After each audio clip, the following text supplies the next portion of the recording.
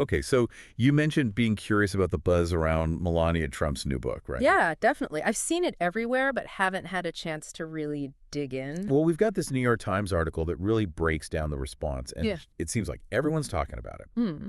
But what's really got me is how this book, right out of the gate, it's a #1 bestseller, Really? even with some, let's say, mixed reviews.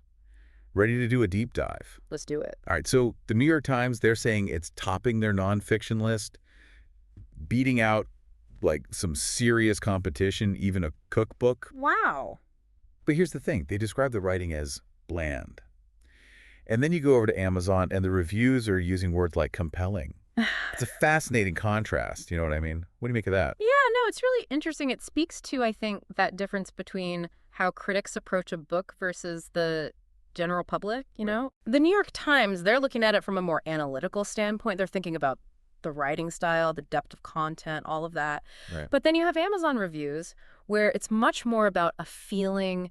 Did this book resonate with me? Did it make me feel seen? Those sorts of things. Right, like a gut reaction almost. Exactly. And I think that's super important to keep in mind, especially with a figure like Melania Trump, who tends to evoke strong reactions, from both sides. Definitely, definitely. Okay, so speaking of reactions, let's get into the actual content a little bit. Yeah. The article mentions things like Slovenian onions and stolen boyfriends. Not exactly screaming literary masterpiece here. Right, right. So how does this become a bestseller?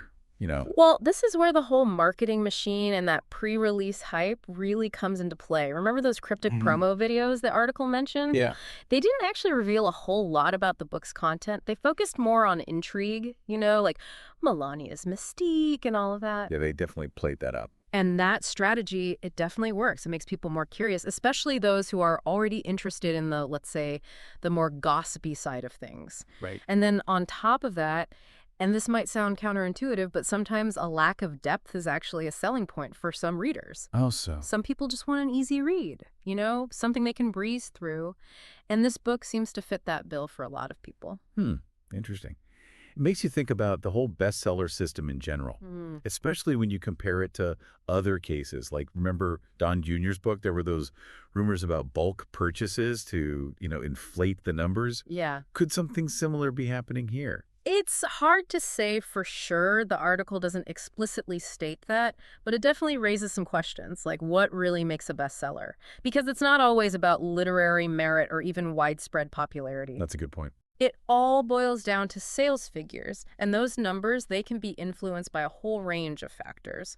Targeted advertising, the author's existing platform, and yeah, even things like potential bulk purchases, it's a whole different game. It seems like we've got a #1 bestseller shrouded in controversy. Yeah. It's sparking conversations not just about Melania Trump, but about books and like what even makes a book successful nowadays. Totally. It's pretty interesting. It really is, and it just goes to show you it's so important to look beyond those headlines and think about everything else that's going on behind the scenes. Like, what are the publishers doing? What are the different motivations of the readers who are buying these books? And ultimately, it comes down to each individual reader to decide what they value in a book, regardless of where it lands on some list. I like that. Right. Yeah. Okay. All right, so there you have it. The Melania Trump memoir. A bestseller, but for what reasons and at what cost? Something to think about.